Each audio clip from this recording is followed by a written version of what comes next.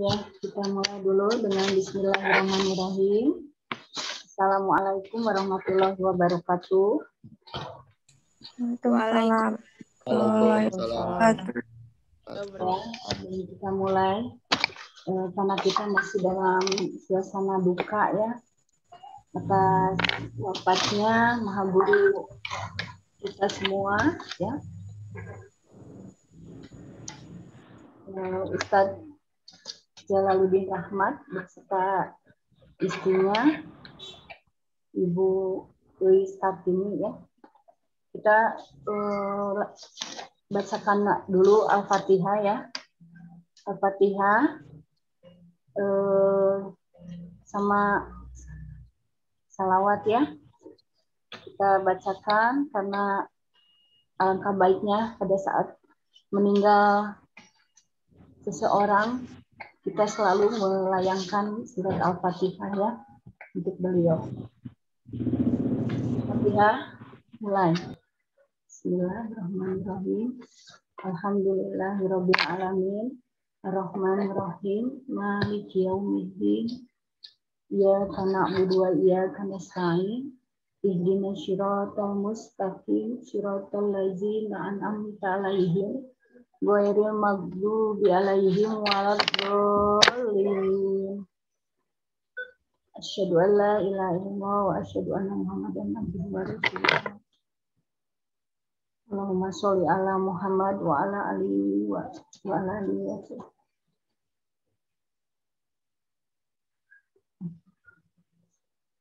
Oke ya. Kita mulai pada pagi hari ini. Masih dengar suara Ibu?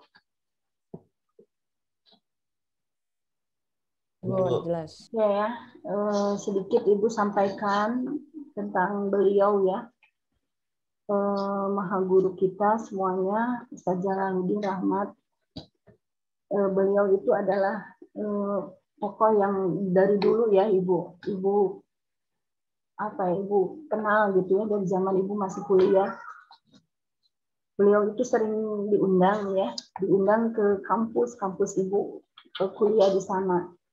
Diundang untuk memberikan kajian materi tentang keislaman.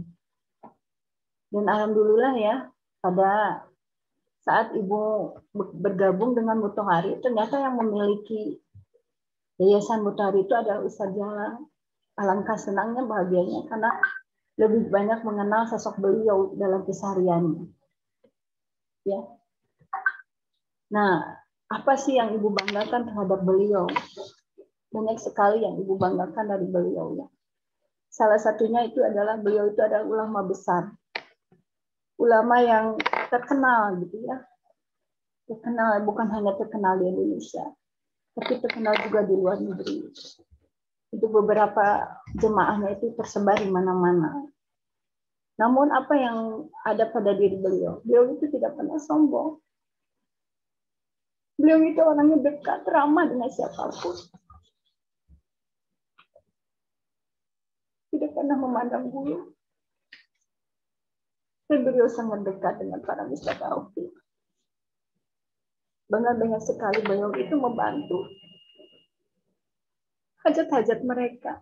Banyak sekali yang datang ke rumah beliau untuk menyampaikan semua keperluannya. Dan beliau begitu dengan berbesar hati. Dengan tangan beliau membantu, memberikan pertolongan. Ya, itu tokoh besar, tapi tidak ada dalam dirinya rasa yang kepala besar dan sebagainya.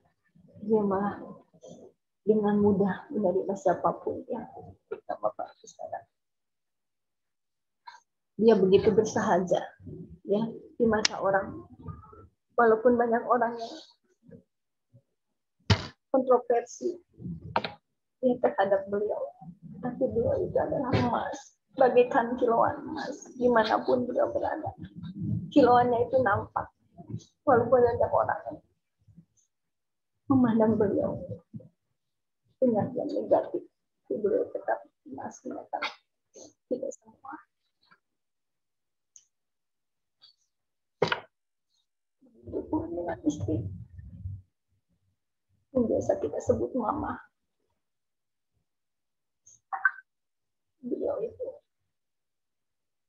Murah senyum. Siapapun dia senyum dengan lebar. Kita merasa senang berada dekat. Rasanya sejuk pada saat dekat dengan beliau. Namun Mama sekarang sudah tidak ada lagi canda gurau. Setiap tanggal 25 kita selalu ke sana bersilaturahmi. Namun sekarang sudah tidak ada lagi. Kita doakan semuanya ya. Semoga almarhum dan almarhum diterima semua amal kebaikan. Dan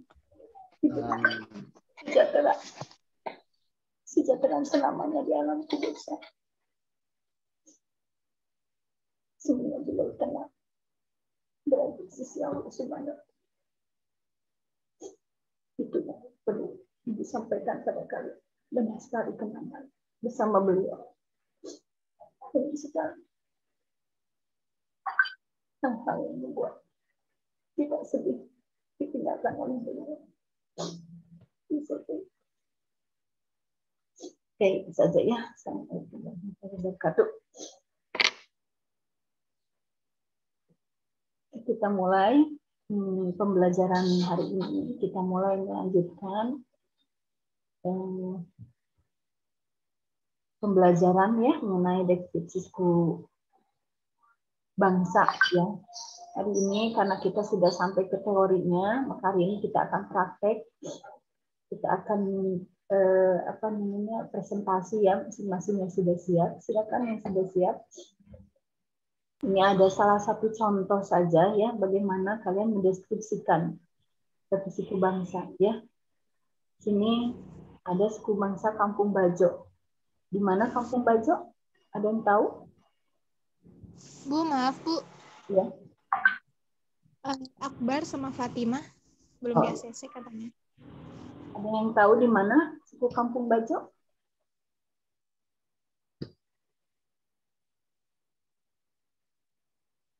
Pernah dengar Labuan Bajo?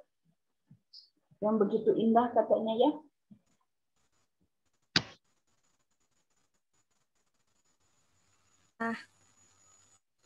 Di mana? Ada yang tahu? Enggak, Bu, enggak. Di NTT Lombok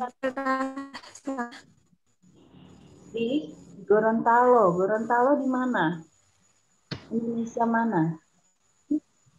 Oh, Gorontalo. Iya, masih di Indonesia bagian Sulawesi ya? Gorontalo itu Sulawesi ya?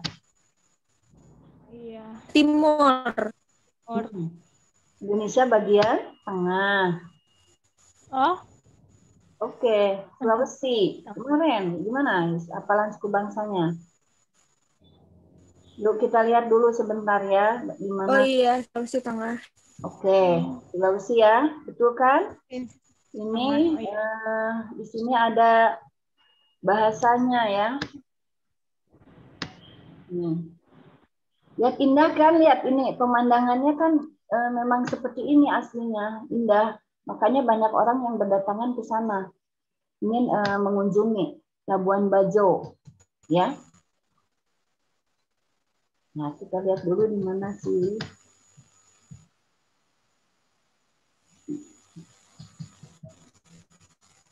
Oke.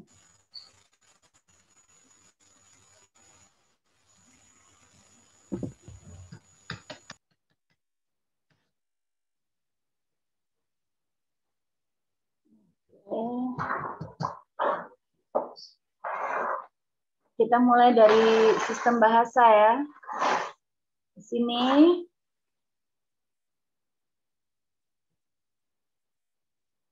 kelihatan tidak? Halo? Kelihatan, Bu. Kelihatan ya.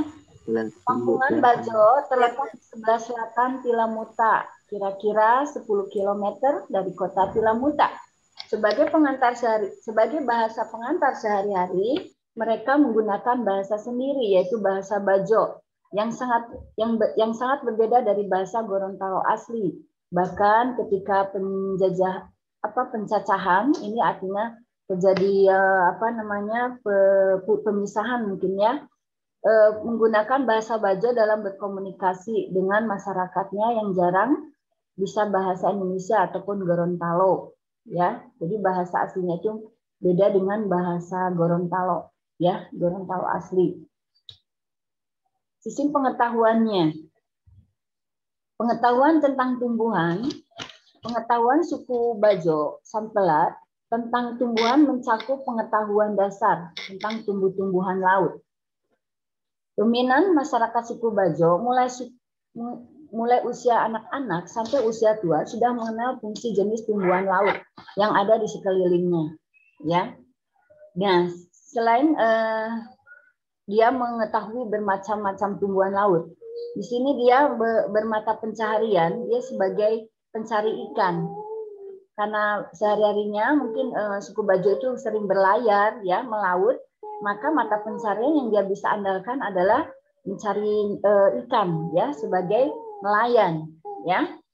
Nah, terus pengetahuan binatang juga di sana di suku Bajo itu juga banyak sekali ya, selain tentang ikan, ada juga di sana binatang-binatang yang menjadi ciri khas suku Bajo. Apa, ada yang tahu nggak? Di Sulawesi ciri khasnya apa? Dirga, ada Dirga nggak? Atau Ali Asgar? Ya, Bu. Ya, apa di sana? Terkenal binatang apa di Sulawesi? Nggak tahu, Bu. Selain burung, ada burung apa terkenal tuh di sana Sulawesi ya? Menjadi ciri khas dari Kampung Bajo. Ini kebetulan Cendrawasih dari ini ya, dari Irian, dari apa ya, burung apa itu? Ada ya, nanti kita cari ya. Ada terkenal. Nah, ini jadi sistem pengetahuannya meliputi tumbuhan.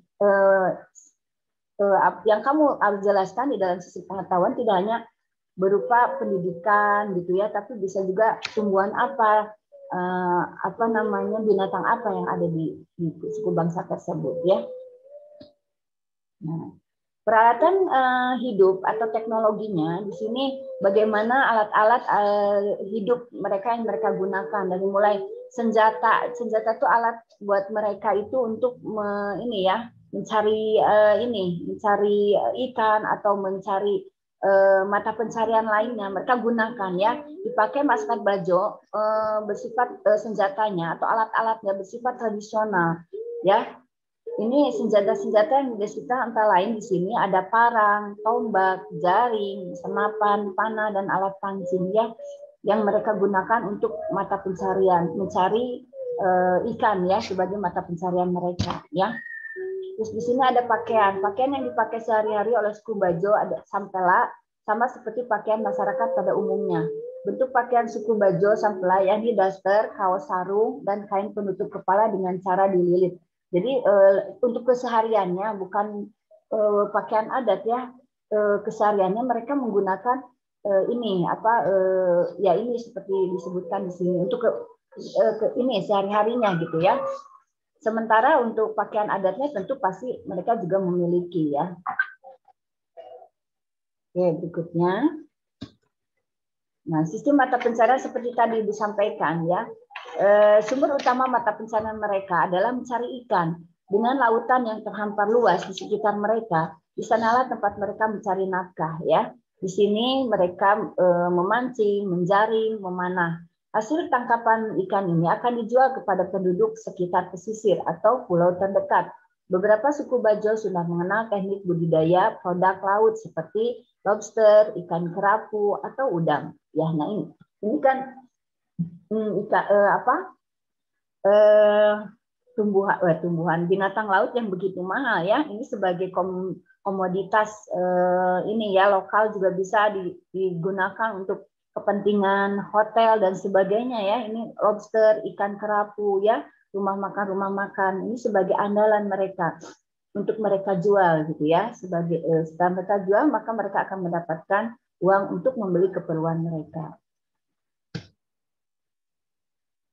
Oke, berikutnya sistem kemasyarakatan ya. Sistem kemasyarakatan dalam kehidupan masyarakat suku Bajo, Sempala, biasanya diatur oleh suatu aturan atau adat istiadat tentang kesatuan dalam suatu lingkup, ya. Nah, sistem kekerabatan di dalam sistem kemasyarakatan itu ada sistem kekerabatan, ya, kekerabatan suku Bajo, Sempala, ya. Nah, di sini ada dalam film ini sangat berpengaruh seperti saling tolong menolong, hidup rukun antar warga, membantu warga yang membutuhkan, ya.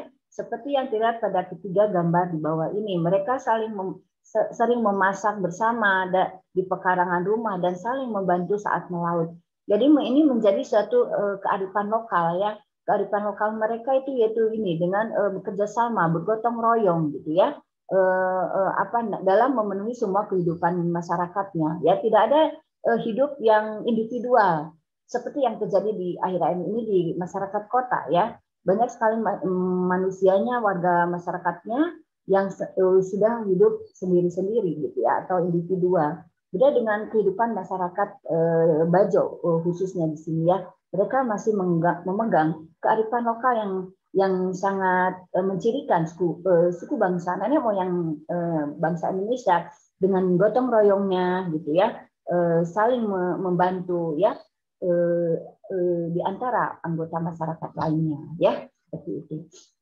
Oke, berikutnya, nah, sistem kepercayaan atau religi, ya, kalau tadi sistem mata pencahariannya atau sistem perekonomiannya, maka sekarang beralih kepada sistem kepercayaan atau religi, ya.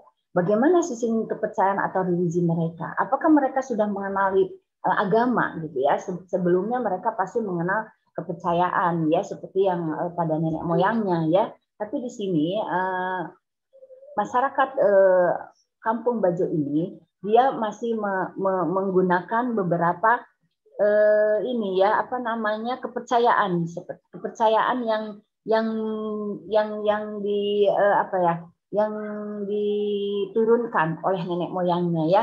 Di sini memperlihatkan kepercayaan, ya, suatu masyarakat dalam mengatasi suatu masalah mereka hadapi. Budaya suku Bajo Sempala masih dominan mempercayai sandro atau dukun. Nih, berarti itu kan masih kepercayaan, ya. Terlihat dalam film The Mirror Never Lies. Tokoh fetis menggunakan dukun dalam melihat nasib ayahnya yang hilang pada saat melaut. Media yang digunakan oleh sang dukun untuk melihat bayangan ayah si Pakis, yakni dengan segelas air putih. Di sini pedupa atau bara api yang dibubuhi dengan dupa dan sermin. Cara pelaksanaannya adalah cermin tersebut diputar-putar di atas kedupaan, ya, atau tadi dupa ini tadi yang disebutkan dengan bara api, ya. Nah, cara cerminnya itu menghadap ke bawah tempat terkena oleh asap kedupaan tersebut. Setelah itu disimpan di atas gelas yang terisi air putih yang sudah dibacakan mantra. Kemudian tidak lama kemudian cermin tersebut diberikan kepada si Pakis untuk melihat bayangan ayahnya di cermin tersebut. Nah, kalau lihat deskripsi seperti yang barusan disampaikan, menurut kalian apakah mereka sudah mengenal agama? Bukan apakah mereka sudah mengenal agama, apakah mereka masih mempercayai kepercayaan? Coba ada yang bisa jawab? Apa sistem kepercayaan mereka? Halo? Halo? Silakan, ada yang mau mengomentari apa yang Ibu tadi sampaikan?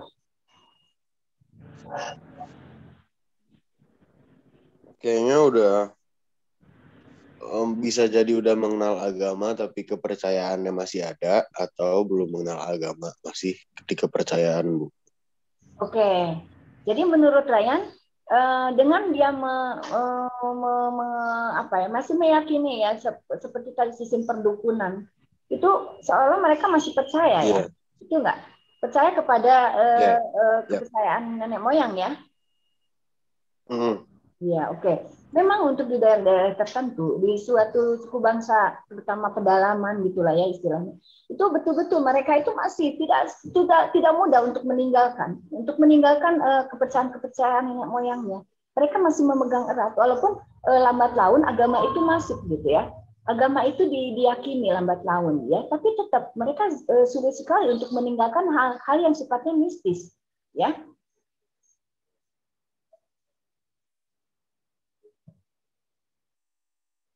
Jadi halo, masih ada? Masih, Bu. Oke. Jadi benar ya. Jadi Masih, Bu, masih.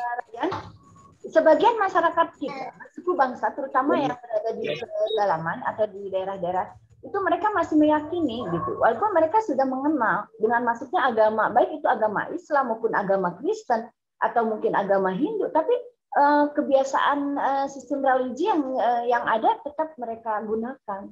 Ya, contohnya di Bandung juga di sebagian di suku Sunda gitu maksudnya. Sebagian masyarakat sudah mengenal agama, tapi masih ada yang percaya sama istilah kedukunan, betul nggak?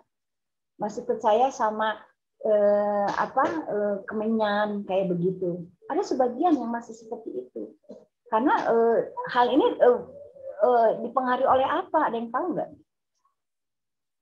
Apa yang menyebabkan tradisi juga nggak, Bu? Ya? Tradisi sama pola pikir. Tradisi juga nggak? Iya, oke. Siapa ini? Ayu dulu, Sapira dulu, silakan. Maksudnya gimana? Kenapa hal itu bisa terjadi gitu? Sementara agama kita sudah menerima, misalnya ada agama yang kita anut, tapi mereka masih tanpa disadari mereka masih percaya terhadap itu semua. Coba apa? Ayu apa Sapira atau siapa, silakan. Apa latar belakangnya? Kenapa bisa? Soalnya ini, Bu, keterdesakan. Coba barusan siapa dulu? Siapa dulu silakan. Ayu dulu, Sapira. Dengarnya Sapira barusan. Gimana? Atau Ali Asgar mau menyampaikan pendapatnya, silakan. Itu, Bu. Dan itu kebutuhan.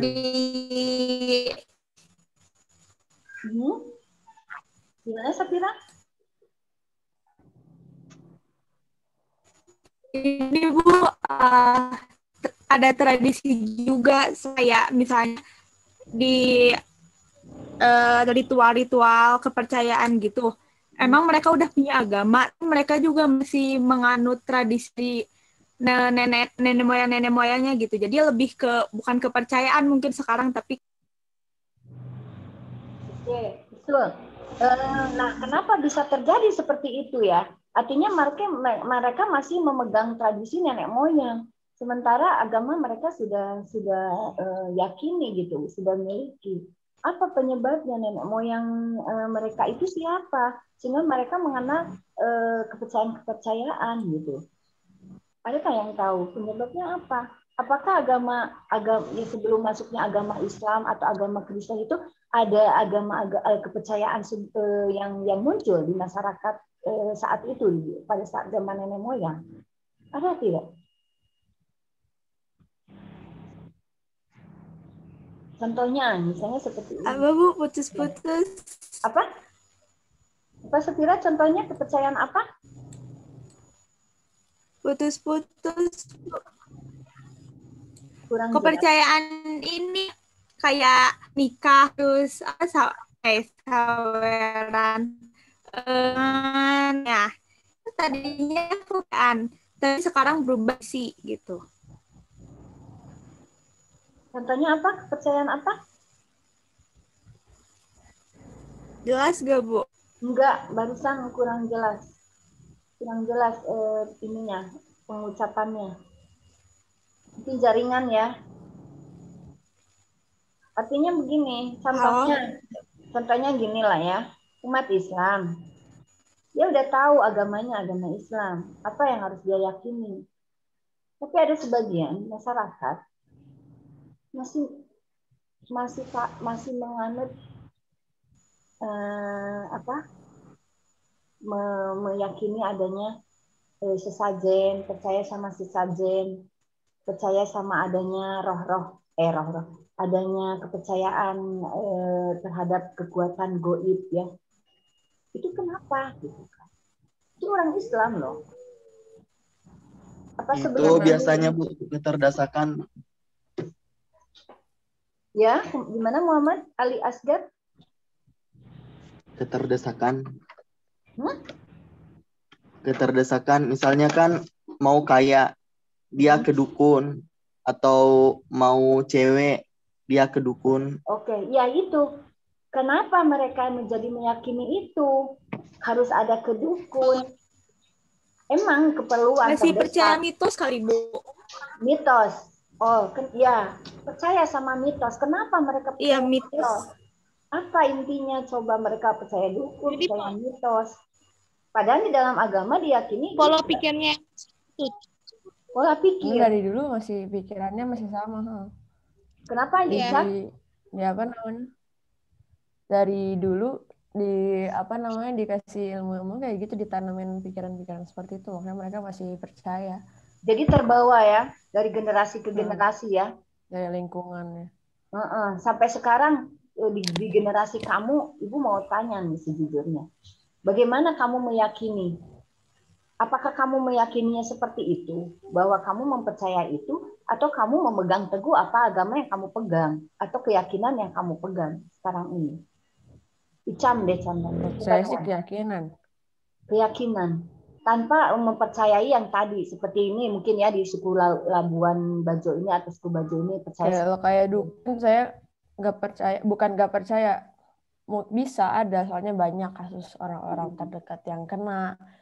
Cuman kalau yang saya tahu itu salah aja kayak gitu. Jadi saya kenal ininya pengaruh dari ilmunya gitu. Iya, orang banyak yang kena pengaruh. Contohnya apa ya, Cam? Dikirimin gitu, Bu. Dikirimin lah segala macam. Mantra-mantra gitu. Salah satu murid ayah saya juga datang ke rumah tuh buat minta tolong buat dilepasin kayak gitu-gitunya. Berarti kan emang bener nyata kan bisa gitu. Dan saya tanya ke orang tua saya juga, ya emang bisa bener, tapi ya jin gitu segala macem gitu dukun kan. Berarti emang beneran ada, cuman nggak boleh. Saudara aku juga pernah kena, Bu, dari Sulawesi dikirimin. Sampai jadi gila gitu, Bu. Gara-gara dia itu gara-gara ya. Itu berarti masih ada ya. Ilmu-ilmu yang seperti itu masih ada. Gara-gara ditolak, terus dia jawabnya tuh kayak nyakitin hati gitu. Terus sampai sekarang udah sampai gila gitu, tapi sekarang udah meninggal. Dia dikirimin dari orang tua gitu. Masih banyak, Bu, kayak gitu, Bu. Iya. Jadi kekuatan magis ya, kekuatan supranatural gitulah ya. Itu masih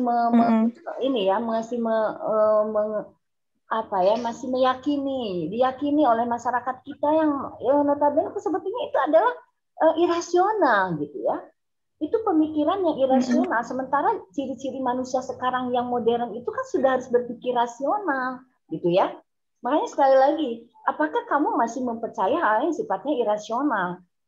Kalau kita memulainya dengan berpikir yang rasional, kamu bisa abaikan yang seperti itu. Walaupun ada beberapa seperti yang tadi kalian sebutkan gitu ya. Tapi rasanya kalau kalian dari awal sudah memformat cara kalian berpikir gitu ya. Tadi bilang ada cara berpikir. Nah, kalau cara berpikir kalian sudah berpikirnya secara rasional, mudah-mudahan kalian tidak akan terpengaruh oleh yang sifatnya irasional. Ya seperti tadi, magis ya, dukun gitu. Itu kan irasional. Betul nggak pendapat Ibu? Betul, Bu. Benar, Bu. Betul. Jadi harus dari sekarang kamu tanamkan, berpikirlah yang rasional. Jangan berpikir yang irasional, sehingga kalian tidak akan terpikirkan hal-hal yang kalian akan yakini yang irasional. Kalau kalian berpikir rasional, kita kan sudah yakin kita punya agama, kita meyakini agama yang kita ajarkan. Fokus saja ke situ, betul nggak? Untuk kita yang tinggal di istilahnya lah, tinggal di kota yang tinggal di suatu tempat yang sudah modern. Tapi bagi mereka nih seperti yang sekalian ini sebagai perbandingan saja. Kita di sini ya tidak hanya sekedar mengetahui gitulah ya bagaimana deskripsi suku bangsa, tapi diambil beberapa hikmah pembelajaran yang akan kita ambil. Ya, salah satunya dalam sistem kepercayaan, religi. Oke lah, biarkan mereka karena itu sudah tertanam kuat. Ya, tapi kita harus yakin kepada suatu keyakinan yang sudah kita bawa sejak kecil, yaitu primordialisme. Mohon maaf ya, barusan jaringannya entah jadi tiba-tiba hilang. Oke, nggak apa-apa. Disimpulkan ya, dari sistem kepercayaan kita harus meyakini apa yang sudah kita yakini ya. Jangan sampai kita terpengaruh gara kita tahu ada ilmu-ilmu yang keyakinan, kepercayaan yang masih ada ya. Kita fokus aja sama pemikiran yang rasional ya, sesuai dengan yang kita yakini tentunya ya. Oke, kita lanjutkan setelah kepercayaan. Sebentar nanti presentasi kita ya, kalian ya. Oh, oke. Iya, Bu. Ini sepertinya nih sisi kepercayaan yang terakhir lah ya. Kita lanjutkan pada pagi hari ini. Lanjutkan kepada yang siap presentasi, silakan untuk diambil hostnya oleh kalian. Ya. Mau siapa dulu?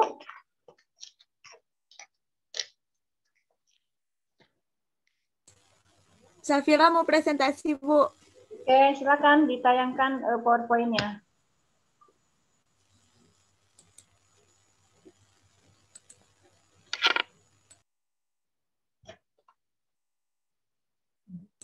Gak bisa, Bu. Bukan host. Lagi ini Oh iya. soalnya. Hostnya harus Ibunya ganti lagi ya. share screen. Ya. Ibunya juga lagi share screen. Ya, dikeluarin dulu. Stop screen ya. Ya. Udah kok. Sok, silakan, Sok. Oke, bentar.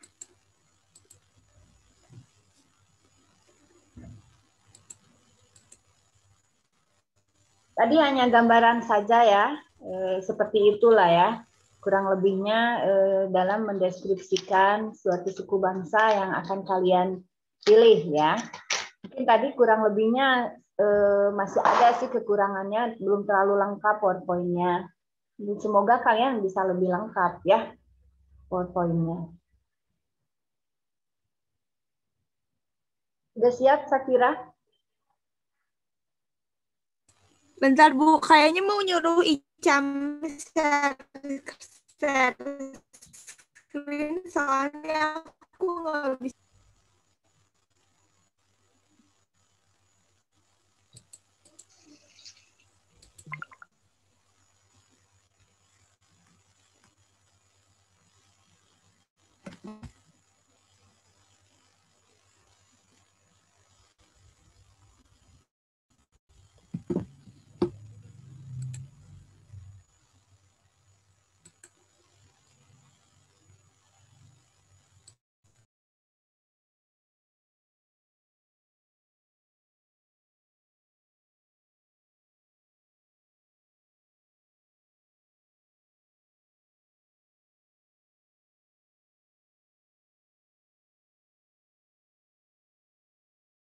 Share screen sekarang ya, Fer? Ya.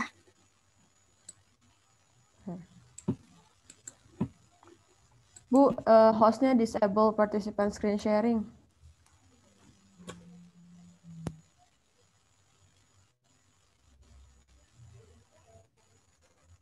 Ibu share screen-nya harus sama host. Harus ini dulu apa? Di-ablein dulu.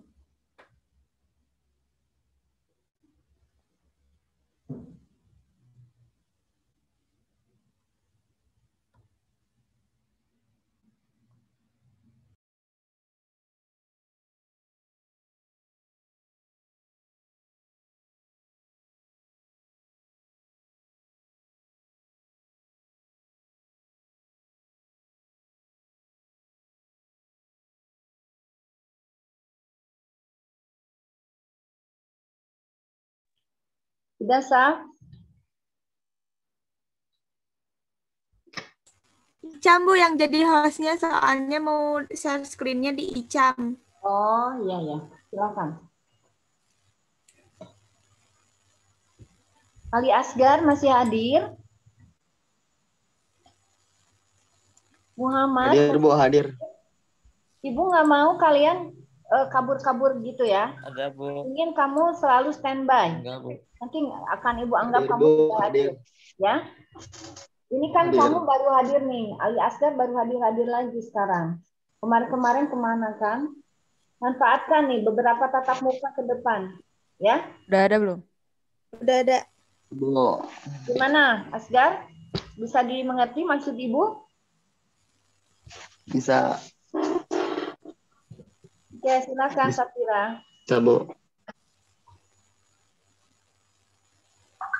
Nadia baru muncul ya, Nadia baru masuk. Mulai, Bu.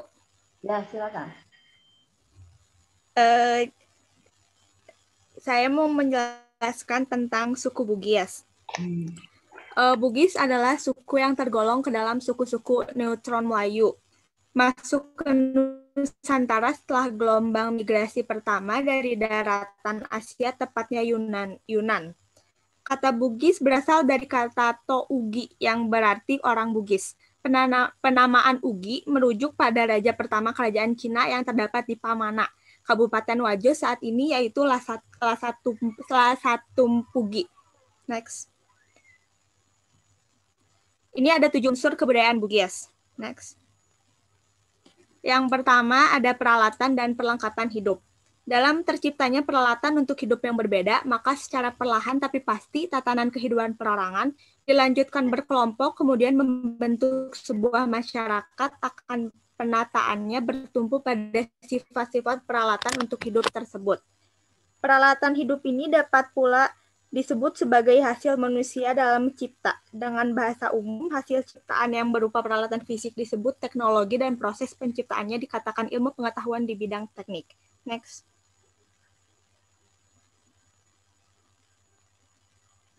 Yang pertama ada perahu pinisi. Sejak dahulu, suku Bugis di Sulawesi Selatan terkenal sebagai pelaut yang ulung. Mereka sangat piawai dalam mengarungi lautan dan samudera luas hingga ke berbagai kawasan di Nusantara dengan menggunakan perahu pinisi. Jadi perahu pinisi ini kayak kapal khasnya suku Bugis. Terus yang kedua ada sepeda dan dokar. Suku Bugis itu terkenal dengan pelautnya ya. Iya. Terus sepeda dan dokar. Koleksi perangkat pertanian tradisional ini adalah bukti sejarah peradaban bahwa sejak dulu bangsa Indonesia, khususnya masyarakat Sulawesi Selatan, suku Bugis telah dikenal sebagai masyarakat yang bercocok tanam juga. Jadi selain pelaut, Bugis juga terkenal sebagai masyarakat yang bercocok tanam. Next.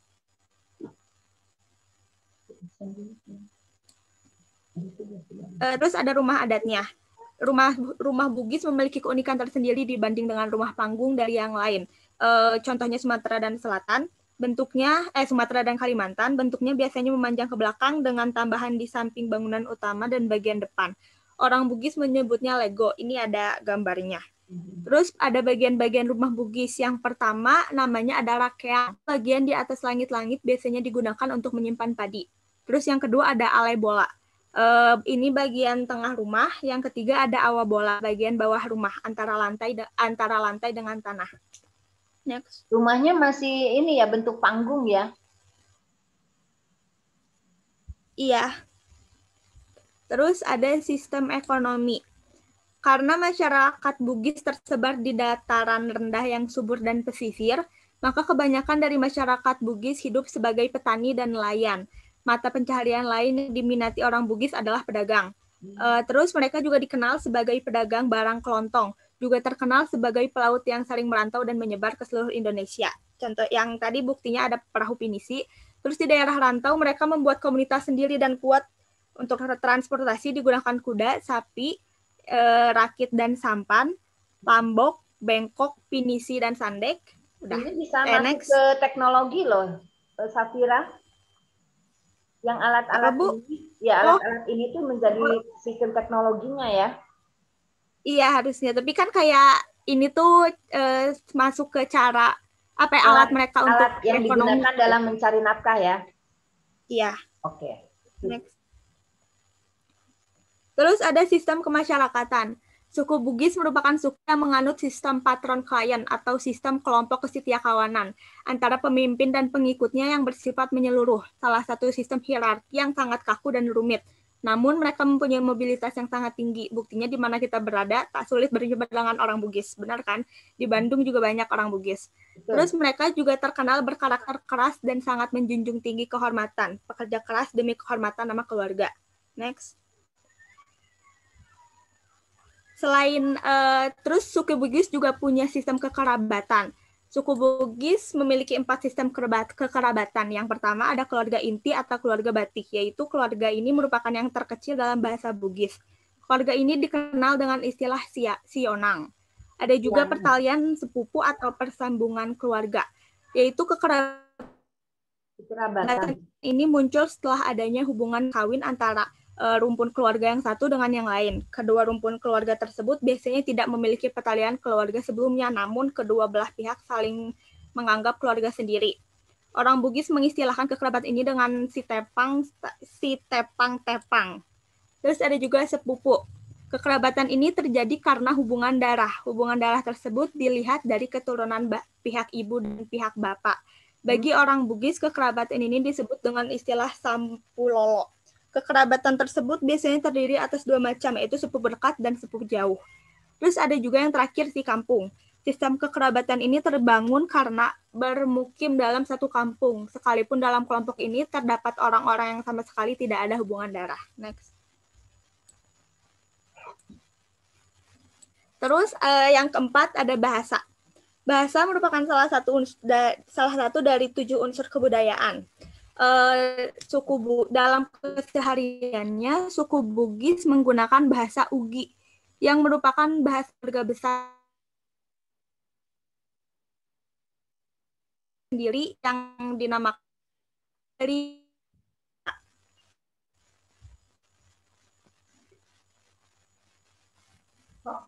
ada kesenian.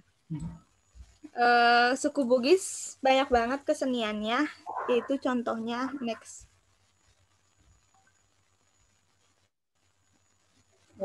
Seni tari. Seni tari suku Bugis banyak banget. Ada tari pelangi, tari padupabosara, ada tari patenung, ada tari pojoge, ada tari pagayu, tari pasara juga, tari pagalung, dan tari pabata. Ini yang ada di gambar namanya tari Pajaga Makunrai. Next. Adat istiadat. Kan Bugis terkenal dengan adat istiadatnya yang ribet lah gitu.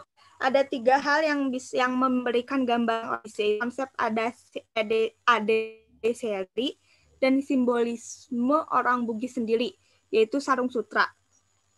Ada dalam bahasa Indonesia itu adat istiadat. Bagi masyarakat Bugis ada 4 jenis adat, yaitu ade malaja, adat yang dipakai di kedua ada ade paru onro, yaitu ada adat yang dipakai sejak lama di masyarakat secara turun-temurun. Terus yang ketiga ada ade asama turukeng, yaitu peraturan yang ditentukan melalui kesepakatan. Ya. Terus yang terakhir ada ade abiasang, yaitu adat yang dipakai dari dulu dan sudah diterapkan di dalam masyarakat. Orang Bugis juga sangat menjunjung harga diri atau dalam bahasa Bugisnya siri, artinya malu. Dalam hal ini, barang siapa yang menyinggung perasaan mereka atau melanggar adat, maka harus mendapatkan sanksi adat seperti diasingkan, diusir, atau bahkan dilenyapkan. Jadi orang Bugis kayak benar-benar kental ya budayanya. Next. Yuk kita tanya sama Asgar, sama Ali Ridho. Betul nggak? Benar gak? Ya, Ali. Ayo, Ale, komentarnya terus, gimana? Ali Ridho. Nanti ya, sok lanjut dulu. Nanti ada sesi tanya-jawab. Pernikahan. Ya, Bu. Pernikahan suku Bugis juga terkenal ribet juga. Yang pertama, step pertama lah bisa dibilang, namanya letu atau lamaran. Terus yang kedua ada mapetuada atau kesepakatan pernikahan. Ini adalah kunjungan dari pihak laki-laki ke pihak perempuan untuk membicarakan waktu pernikahan, jenis mas kawin, belanja perkawinan, penyelenggaraan, pesta, dan sebagainya. Namun saat ini biasanya langsung juga dibahas ketika melakukan lamaran. Terus yang ketiga ada madupa, yaitu mengundang. Kegiatan yang dilakukan setelah tercapainya kesepakatan antara kedua belah pihak untuk memberitahu kepada semua kaum kerabat mengenai perkawinan yang akan dilaksanakan. Yang keempat ada mapacing atau pembersihan. Ritual ini dilakukan masyarakat Bugis, biasanya dilakukan oleh kaum bangsawan. Yang kelima ada hari pernikahan nikah. Dimulai dengan Mapeandra Belanja.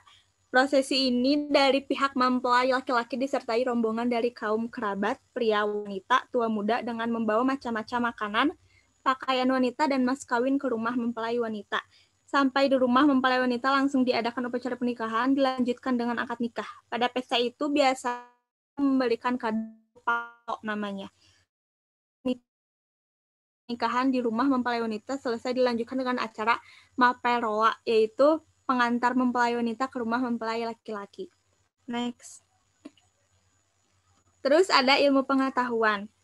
Pengetahuan suku Bugis itu diantaranya ada pengetahuan tentang alam dan flora, pengetahuan tentang ramuan dan obat, pengetahuan kedutaan pada bagian badan, terus pengetahuan apesikeng atau sifat dan waktu manusia. Ada juga pengetahuan tentang hari dan buruk. Dari pengetahuan di atas mempunyai perbedaan pengetahuan dari di mana orang Bugis itu berbeda. Terus orang Bugis juga dikenal sebagai kayak orang yang benar-benar menjunjung ilmu pengetahuan gitu. Mereka rela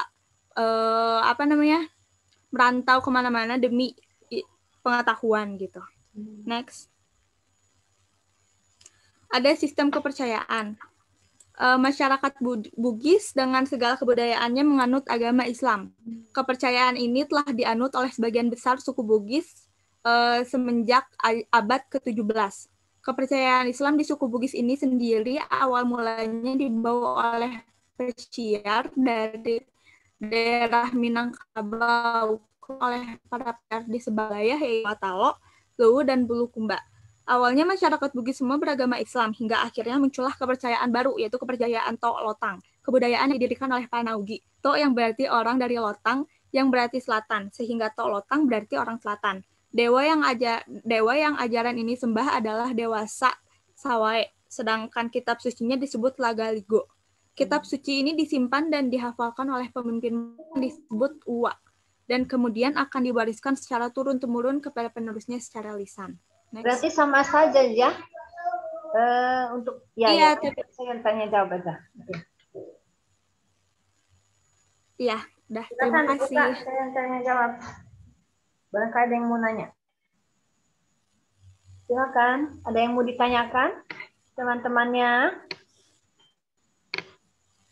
Ibu mau nanya, boleh nggak? Ya, Bu. Kamu udah berapa persen menguasai materi ini? Berapa ya? Cuma ini doang, cuma modal baca-baca doang sih. Oke ya. Artinya kamu udah mempersiapkan ya, terlepas dari berapa persennya mungkin ya. Iya. Ini untuk sistem pernikahan nih. Ya, tadi kan ada ribet ya sistem pernikahannya ya. Iya. Ini ada omong-omong nih ya. Selain memang prosesinya, memang ini prosesi yang sudah baku, yang biasa dilakukan pada saat prosesi pernikahan ya. Ibu pernah punya teman juga bertanya tentang pernikahan. Memang ini tahapannya yang harus dilalui pada saat mereka mau menikah. Sama sepertinya di suku mana juga pasti punya. Seperti di Sunda juga ada dari mulai nanyaan gitu ya. Di Sunda juga sama ya. Nanyaan itu kan lamaran gitu kan. Dan sebagainya. Nah, iya. Pertanyaannya adalah, benarkah, apakah kamu sudah pernah tahu bahwa perempuan di suku sana, Sulawesi, itu katanya mas kawinnya maharnya itu mahal. Sehingga seringkali iya benar katanya. Nah, betul mahal. Nanti. Sehingga akhirnya seringkali beberapa calon mempelai laki-laki ya itu gagal untuk meminang si perempuannya. Jadi seolah-olah bahwa mas kawin atau mahar di sana itu menjadi suatu prestis, ya, suatu harga diri. Betulkah? Apakah betul itu menjadi suatu generalisasi? Kalau misalnya benar jadi generalisasi, bagaimana ini untuk pernikahan yang sesungguhnya harus dimudahkan, jangan dipersulit? Silakan dijawab. Mau dijawab sama Bugisnya langsung nggak, Bu? Asgar kayaknya orang Bugis. Justru Ibu nanya dulu sama kamu, kan kamu yang presentasi nanti baru komentasi dari Asgar. Ya. Oh iya, jadi setahu aku ya Bu ya, orang Bugis tuh disebut mahar kawinnya tuh uang panai.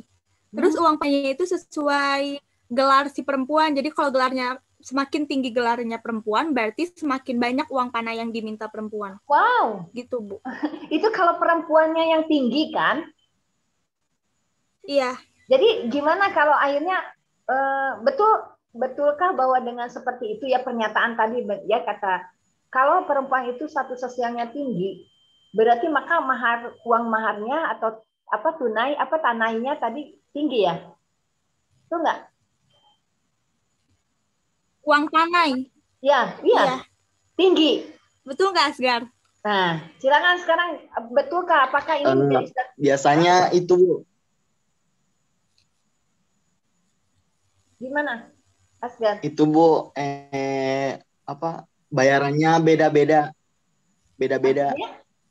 Ada uang panai, ada uang bedanya lagi. Ya, ini kita menanyakan yang uang maharnya, mas kawinnya, maharnya. Apakah betul yang tadi disampaikan Safira? Iya, itu maharnya itu dibagi-bagi, gak tahu gimana sistemnya.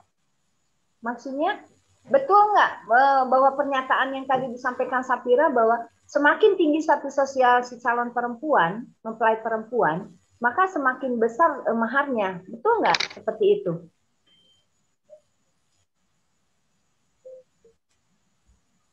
Walaupun terlepas dari nanti tergantung bagaimana orang tuanya. Biasanya. Gimana? Halo? Tergantung orang tuanya biasanya. Tergantung orang tuanya. Artinya bahwa status sosial perempuan tidak menjadi ukuran. Gak tahu. Biasanya orang tuanya itu besar yang kasih. Jadi gimana?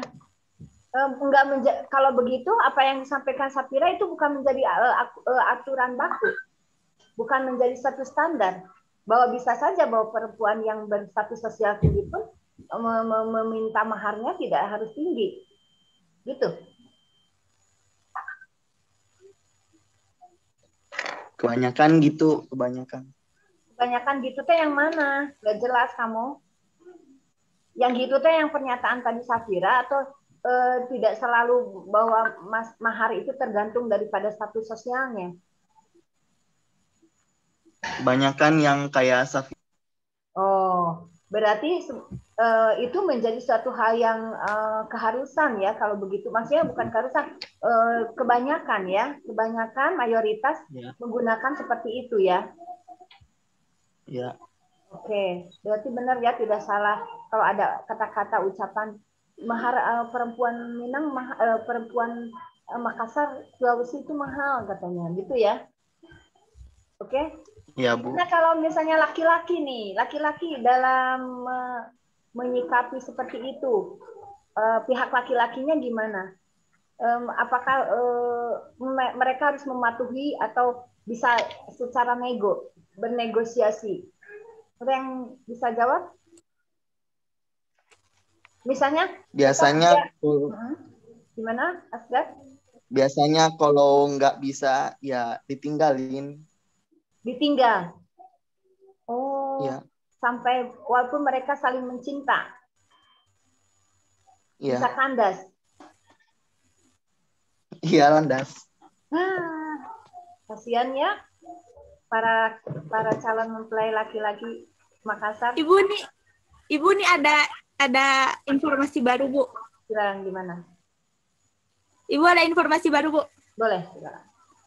Iya, katanya kalau nama depannya Andi itu semacam gelar asli orang Bugis atau Makassar.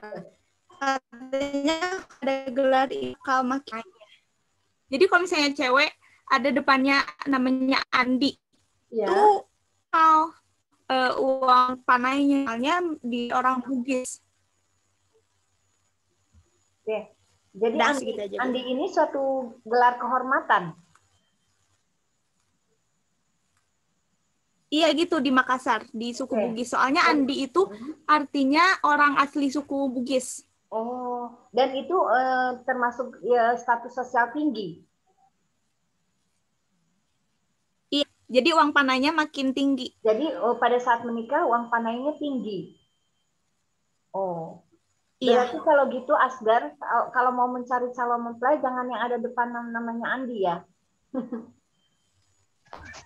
Biasanya Andi itu apa keturunan bangsawan apa Iya, itu iya, bangsawan. Betul. bangsawan dulu. Kalau yang laki-laki apa? Andi juga. Pakai Andi depannya. Andi juga. Oh, jadi Iya. menunjukkan ini suatu gelar ya kebangsawanan ya. Iya. Oke, ya terima kasih Sapira sudah mencari informasi yang terupdate.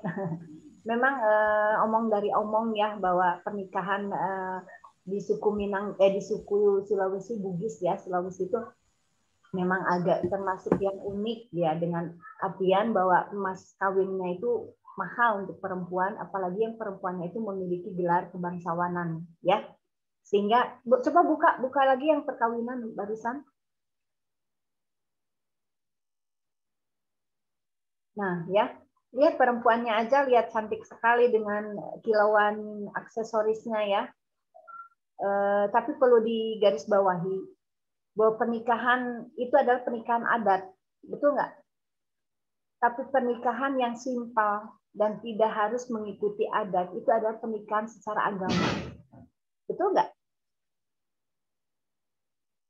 betul. Pernikahan Betul, secara betul. agama itu tidak mengharuskan si laki perempuan menentukan berapa mas kawin yang bisa disanggupi oleh laki-laki. Maksudnya tidak menentukan, tapi berdasarkan kesanggupan seorang calon mempelai laki-laki. Betul tidak? Gimana pendapat laki-laki ini calon mempelai laki-laki yang lain? Bahwa seolah-olah bahwa Berarti Ibu gimana? kalau ceweknya suku Bugis, suaminya harus Bugis juga. Enggak. Yang Ibu tahu enggak. Jadi Enggak juga. ya kalau Minang mungkin iya seperti Arab. Kalau Minang kalau Arab kan katanya Iya, harus benar. dengan suku yang sama ya. Nanti Arab lagi. Aku Muhammad ya ditanya ya. Muhammad budaya Arab ya. Mana Muhammad ada Muhammad Murtada. Ada, Bu. Nah, ada. Nanti kamu ambil suku Arab ya. Ibu pengen tahu suku Arab. Oh iya, Bu. Siap. Ya, ya. Oke, betul ya. Jadi pernikahan itu sebetulnya ini Ibu mengambil suatu tarik ya, suatu benang merahnya. Pernikahan itu tidak selalu harus ribet ya. Apalagi kalau didasari oleh agama. Agama itu sangat memudahkan, terutama agama Islam, memudahkan untuk menikah. Bagi laki-laki yang sudah dewasa, yang sudah memiliki tanggung jawab menjadi suami dengan memiliki penghasilan, boleh segera meminang perempuan dengan tidak memberatkan mas kawinnya. Mudah sekali, ya. Jadi kalau semuanya sumbernya dari agama, itu sebetulnya tidak akan rumit. Betul nggak? Yang bikin rumit itu kalau ada semacam kebiasaan adat istiadat dari suku bangsanya masing-masing. Setuju nggak? Halo? Setuju, Bu. Setuju yang lainnya? Setuju. Setuju nggak? Jangan menggunakan adat dalam saat menikah. Gunakanlah menggunakan agama yang sudah mengaturnya sedemikian mudah. Makanya di dalam agama itu permudahlah menikah, terutama untuk laki-laki. Ya, untuk laki-laki jangan dipersulit. Nanti kalau mempersulit pernikahan, bagaimana perzinahan itu akan muncul di mana-mana. Ya, itu enggak. Tapi jangan sampai dimudahkannya, akhirnya menikahi banyak perempuan di bawah tangan, ya, menikahi siri. Itu enggak? Setuju enggak dengan pernikahan di bawah tangan? Halo? Halo? Nikah siri, Bu. Iya. Ada yang setuju? Ada alasannya? Boleh. Kalau punya alasan yang kuat. Ya. Maksudnya apa nih, gimana? Pernikahan siri ada. Karena dimudahkan menikah itu dalam agama Islam. Dalam agama dimudahkan. Tapi jangan berarti memudahkan pernikahan. Artinya boleh menikah dengan sebanyak-banyaknya perempuan. Betul nggak? Betul. Halo? Betul, ya.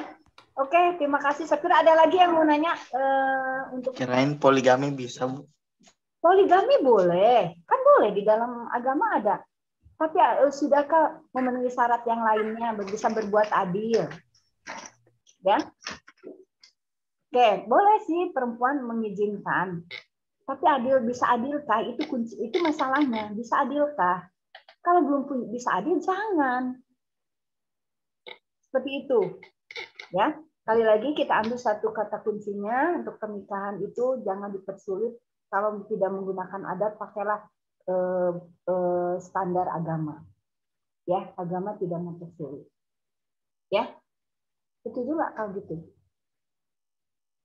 Atau yang jadi masalah itu setelah menikah.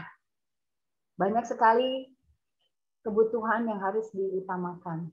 Bagaimana membentuk rumah untuk membangun keluarganya, ya. Jangan menikahnya yang besar-besaran dengan berbagai macam persyaratan, tapi umur menikah, setelah menikah banyak hal-hal yang terjadi misalnya yang tidak diinginkan. Semoga tidak seperti itu ya. Jadi bagi yang nanti mau menikah, calon menikah ya suatu waktu pakailah standar agama saja. Ya. Kalaupun memiliki dana yang lebih boleh menggunakan adat. Ya. Tapi yang utama adalah standar agama. Itu ya pesan Ibu, tolong kalian jadikan suatu pedoman gitu ya. Karena di dalam pernikahan Rasulullah juga ya, dengan siapa istrinya, itu tidak ada syarat-syarat adat, istiadat ya. Pokoknya barometernya sangat mudah kalau kita menggunakan kacamata pernikahannya berdasarkan agama kita. Ya. Oke, itu saja. Tidak ada lagi yang nanya? Asgar, Muhammad atau siapa? Bu, ini bentar lagi. Habis ya? Bu. Ryan. Udah lagi menit lagi, terus udah jamnya habis. Oke. Ya, terima kasih. Hari ini hanya presentasinya hanya Safira aja, berarti untuk yang lainnya disiapkan saja untuk minggu depan ya. Kita tidak ada lagi materi. Kita tidak ada lagi ini sampai ke UAS. Ya, dan bagi titip pesan bagi yang masih belum setoran, Ibu tunggu ya. Setorannya ditunggu, ini sangat sangat penting sekali untuk penilaian kalian ya. Terima kasih atas partisipasinya hari ini. Semoga kalian tetap diberikan kesehatan ya. Semoga kalian juga tetap diberikan semangat walaupun pembelajaran kita masih terus seperti ini ya. Terima kasih semuanya. Tugasnya nanti untuk minggu ini tidak ada tugas, tapi kalian penuhi dulu semua tugas yang hafalannya, tolong di video call dengan Ibu ya. Terima kasih. Assalamualaikum warahmatullahi wabarakatuh. Sampai ketemu. Waalaikumsalam warahmatullahi wabarakatuh. Terima kasih, Bu. Terima kasih banyak, Bu. Terima kasih, Bu. Ya, Ibu izin live ya.